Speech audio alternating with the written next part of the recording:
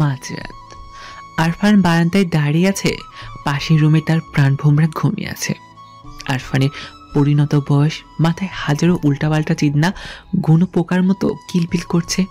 আরফান দীর্ঘশ্বাস ফেলে, তার ইচ্ছেগুলো বড়ই অবাধ্য, আজকাল লাগামহীন কোড়ার মতো বেসামালভাবে ছুটে যায়।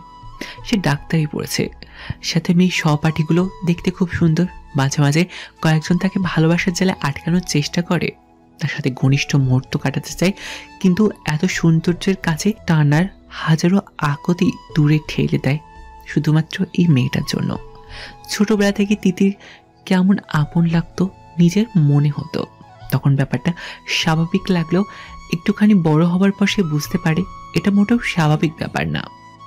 সে আসলে এই পিচ্ছি প্রেমে পড়ে গেছে। শুধু প্রেমে পড়া বললে ভুল, সে আচর্ম পাগল হয়ে গেছে। যে পাগলের পাগলামি তিতিরের ভালোবাসার পরশ ছাড়া ভালো হবে না। তাছাড়া আরফান ভালো হতে চায় না, বরং তিতিরকে নিজের করে পেয়ে গেলে পাগলামির পরিমাণ বাড়াতে চায়। ভালোবাসায় পাগলামিতে ছোট্ট পাখিটাকে ছাড়খাড় করে দেওয়ার প্রয়াস বুকের ছোট্ট কুঠিতে আস্তে আস্তে জমা হচ্ছে। বারান্দার বাহিরে লাগানো বেলি ফুল থেকে ভোর ভোর করে সুগন্ধ আরফানের প্রেমের হৃদয় দগ্ধ আরো পাগল পড়া করে দিচ্ছে। তার কেমন নেশা লাগছে, মনে হচ্ছে এখন যদি তিতিরকে কাছে পেত তাহলে আদর ভালোবাসায় ঠিক কাঁদিয়ে ফেলতো। আরফান চোখ বন্ধ করে বারান্দার গ্রিলে মাথায় ঠেকায়, ফোঁস করে নিঃশ্বাস ফেলে দাঁড়িয়ে থাকে। তিতির হাত বাড়িয়ে মোবাইল হাতে নেয়।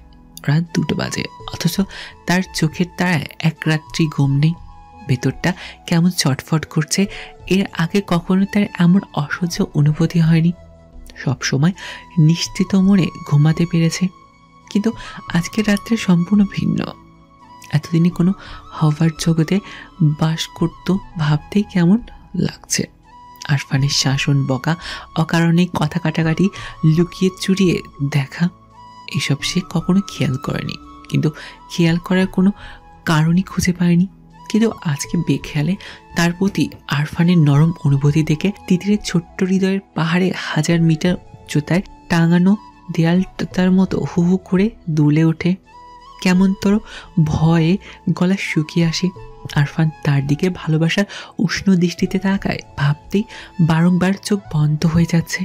এটা কি লজ্জা, নাকি ভয়, নাকি সংশয়, তা সে জানে না।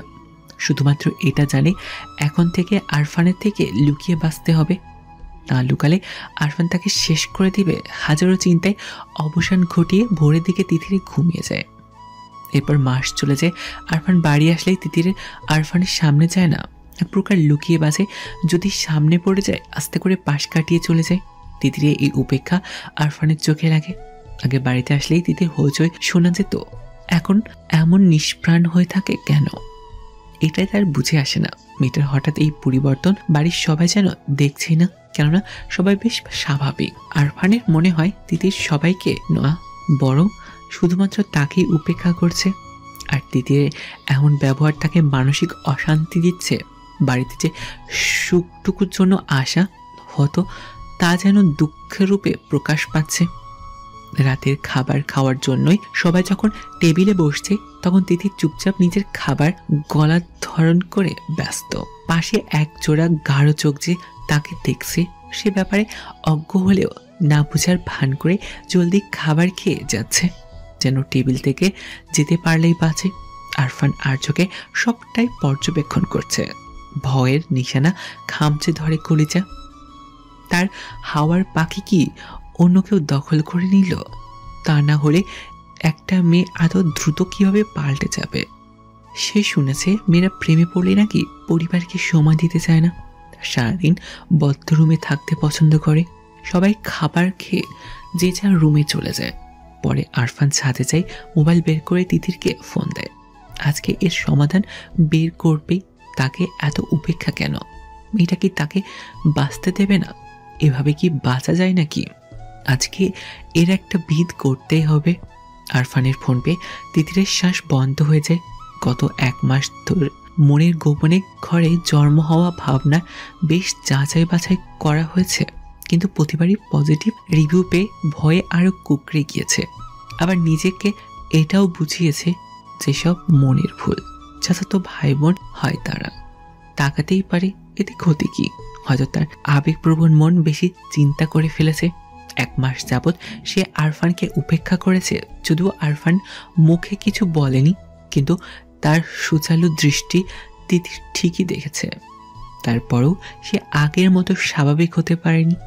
আরফানের কথা ভাবতে ভাবতে তিতির মনে হাজারো দুষ্টু চিন্তা এলোমেলো ঘুরিয়ে যায়।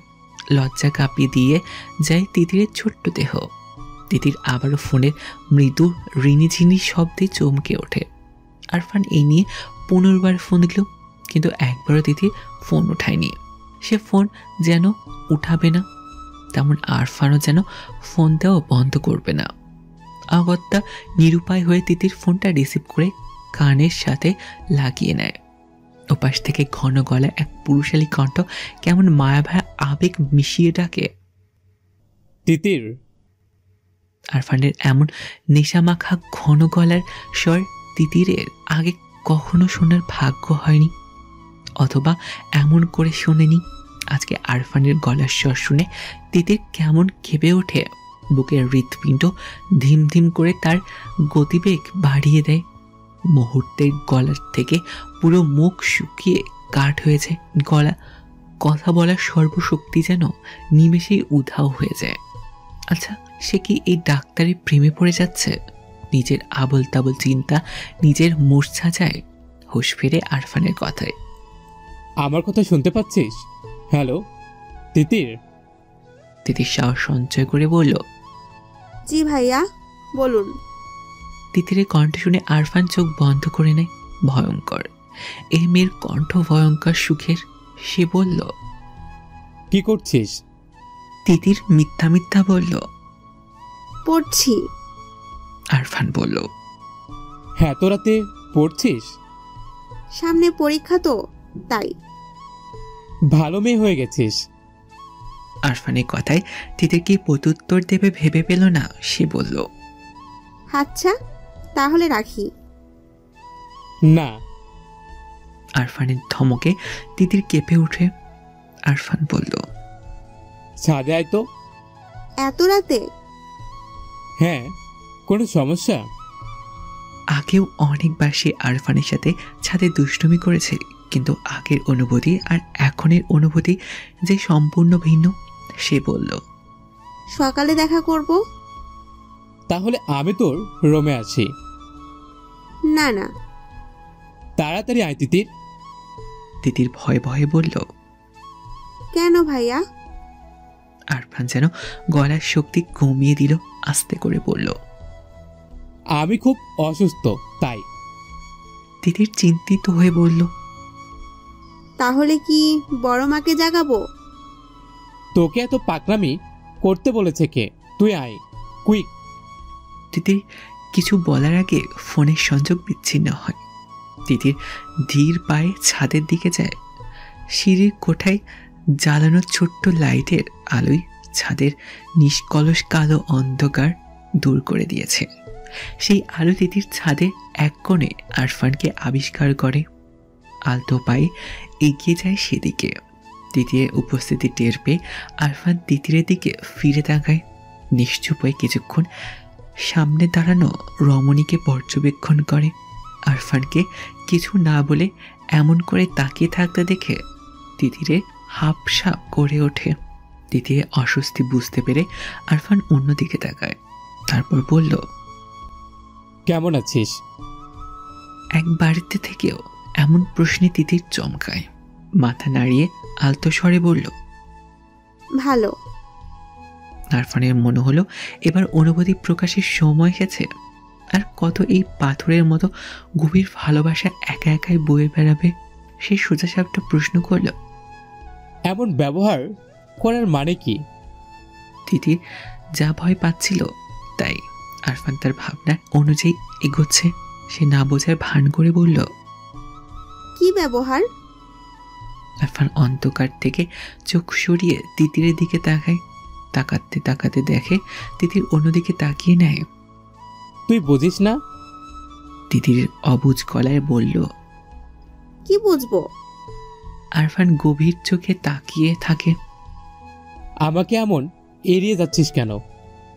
কই এড়িয়ে যাচ্ছি? যাচ্ছিস না? না। আমার দিকে তাকিয়ে বল।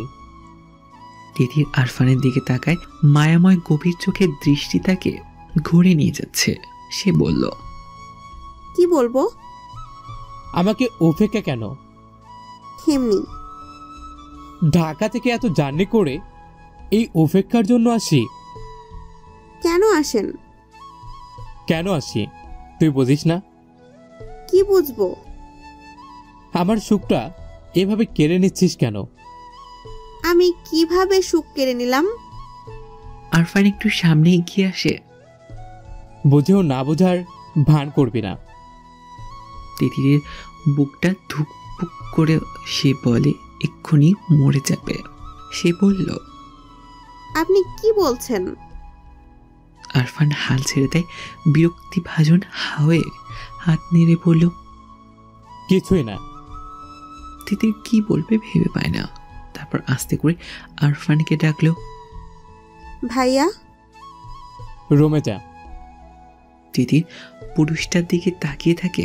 হঠাৎ সে খেয়াল করে আরফান কাছ থাকতে তার ভীষণ ভালো লাগছে। নিঝুম রাত, হালকা ঠান্ডা বাতাস, এতদিনের চাপা অশান্তি যেন নিমেষেই কেমন সুখ সুখভাবে হয়ে তাকে আলোকৃত করছে। ছাদ থেকে যেতে একটু ইচ্ছে করছে না, বরং মাথায় ভয়ঙ্কর সব ছেলে মানুষই চিন্তা খুঁজিয়ে যাচ্ছে।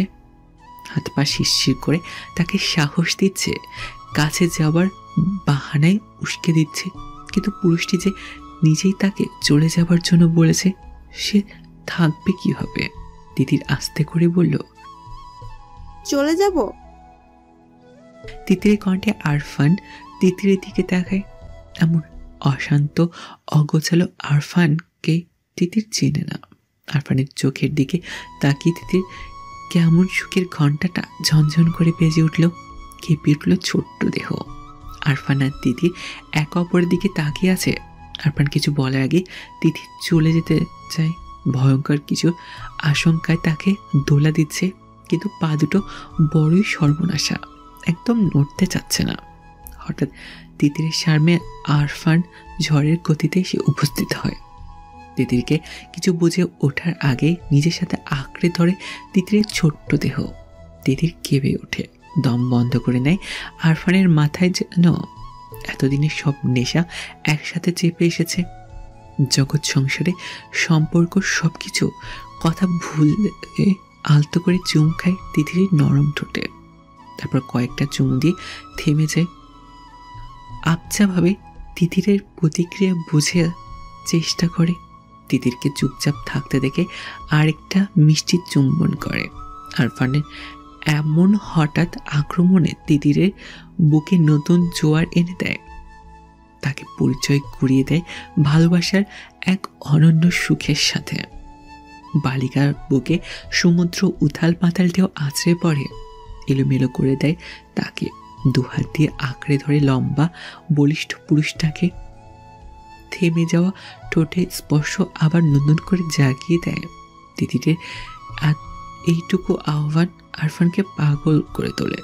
এতদিনে জমিয়ে রাখা সবটা ভালোবাসা পাগলের মতো মাথা নাড়া দিয়ে ওঠে।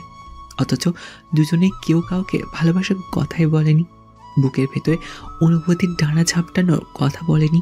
অনুভূতি সূক্ষ্ম বাকগুলো কেউ কাউকে দেখায়নি, কিন্তু তাদের কাছাকাছি আসা হয়ে গেছে। মিষ্টি ঠোঁটে কোণে একটু আধটু ভালোবাসার ছাপ দৃশ্যমান। আরফান ফিসফিস করে বলে, আমার তিতির পাখি খুব ভালোবাসি সোনা।